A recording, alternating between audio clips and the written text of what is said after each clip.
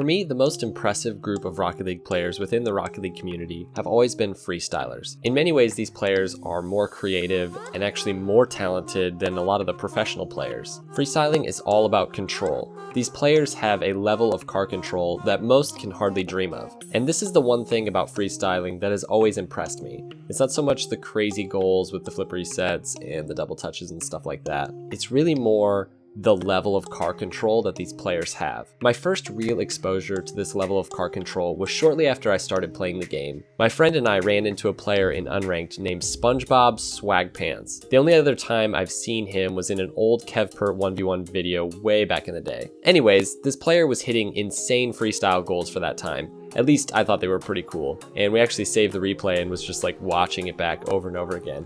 And he was doing it basically every time the ball went up in the air. He was spinning all over the place and connecting perfectly with the ball and spinning the whole time. Like, it wasn't just like one spin and then he'd, fly straight at the ball and hit it in. He just had incredible car control, and at that time for me, it was astounding. Now here's the sad part, and I think this is true for many players, even high-level players. Most of us still can't do that. Even years later, we still don't have near that level of car control. We still aren't doing the things that Jhzer was doing like 2 years ago. And if you took your average champ player and had them try to hit a freestyle goal in, like the all-star aerial training, they probably wouldn't be able to do it. At least not right away. They could probably get a couple spins and hit a decent shot, but not really spin the whole time and actually control their car while doing so. Now, all of the content that I've seen put out by freestylers has always impressed me.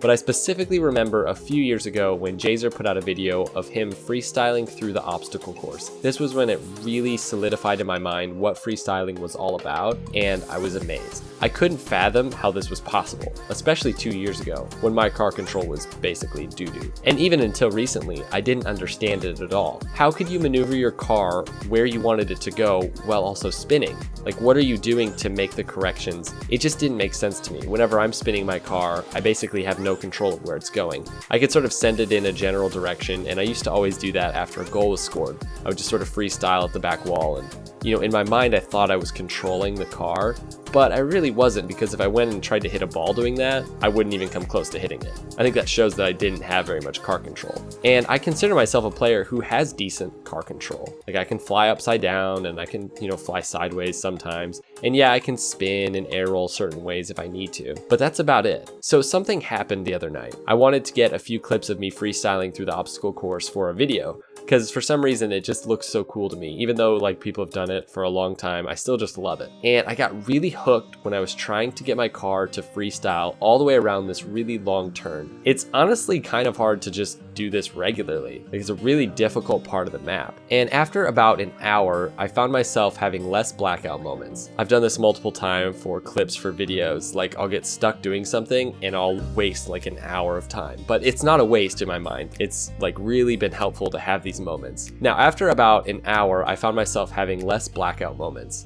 And if you haven't heard of this, KevPert calls blackout moments those times where you go to move your car in a certain way and you basically just do it wrong. Like, you turn the opposite way you need to and your car just goes where you don't want it to go. Now, here's a simple example. If you practice flying your car upside down for a while and you've never really done this, you'll start to get it after a while. Your muscle memory will kick in and you'll start controlling your car with all the controls being backwards. But then if you switch back to flying your car regularly, you'll accidentally do a turn in a certain way and your car will go the other way. Like, you'll want to turn left and your car will go right, you want to go up and your car will go down.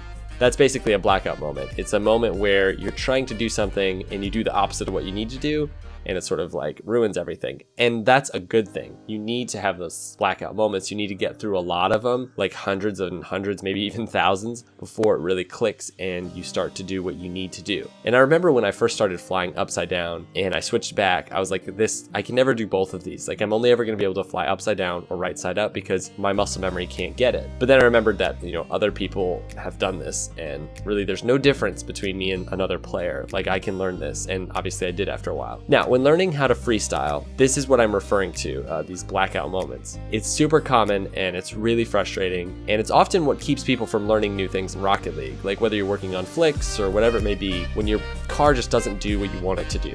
Anyways, enough about blackout moments. So what I started to do was actually maneuver my car in a way that felt controlled. Now, I would still drop the car a lot and I'd have to start over, and I still am having to, but I'm also consistently making corrections while spinning my car so that I keep the car moving where I want it to go. It's hard to even describe, but there are a few moves you can make while spinning that will redirect your car. Now, maybe it would help to watch this video in slow-mo so that you can kind of learn what those moves are, but really it's a feel thing. Now, obviously, if you keep your analog stick more sideways, your car will go up higher, and if you twist it more like a Cookseer twist that's more diagonal, with sort of a more of a sideways rotation, I guess, it will go lower. Like, there's things like this that are obvious. And then of course you can manage your boost in different ways, but there are certain moves where you just like keep twisting your car but then twist it a little different that will take your car where you need it to go to correct where it's going, if that makes sense. So to answer the question, how I became a freestyler overnight, I just did it over and over and over again until it clicked, and then I lost it, and then it clicked again. I guess my point is not that I've become an actual freestyler, obviously,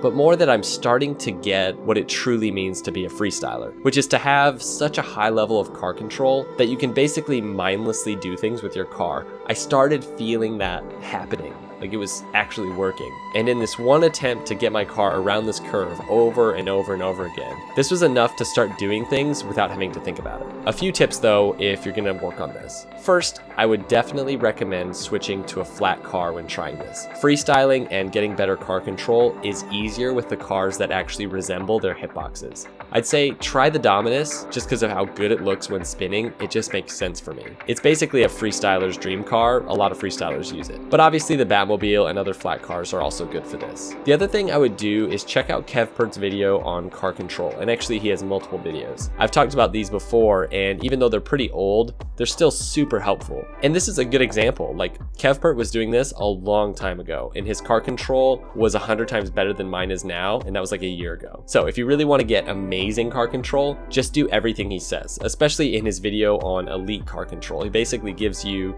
a system for becoming a god. And the last thing is really to just do it over and over and over again. Repetition is the key to creating better car control. Just do it until it clicks, and then go to bed and try to get in the next day, and if it doesn't click, just keep trying. Or even if it doesn't click that first night, put in the hours and go to bed, sleep on it, and you'll get it. Like, it won't take very long. It's honestly just something you have to practice a lot. Starting to get this honestly felt incredible. Like the first time I hit an upside down aerial, or the first time I hit an aerial at all. Rocket League has something that so few games have. This idea of control and mechanics. I mean, every game has them to some extent, but none like Rocket League. And so many players just spend their time not pushing themselves. I know I've done that so much in my career, and I've been doing that a lot lately, honestly. But it's so much more gratifying to really push your skills and to find out something that you want to do and grind until you can do it. These players who can do things that you can't aren't just blessed with some supernatural gift from the Rocket League gods. They've just put in the time practicing things that we low-level bros don't want to practice. Now, the next step is applying this in-game, and I'm not there yet. So I guess to say that I'm a freestyler now is a bit of an overstatement. But I really do think I've got something that I didn't before. And I know I'm on my way to becoming a better player because of it, not just a freestyler. I don't really care about being a freestyler, honestly. I already feel so much better in-game, like I'm just playing better and getting more wins,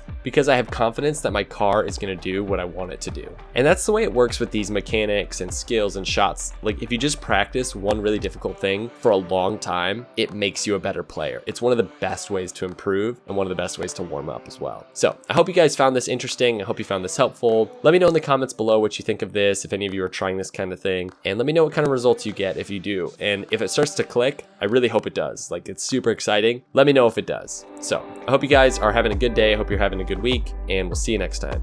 Peace out.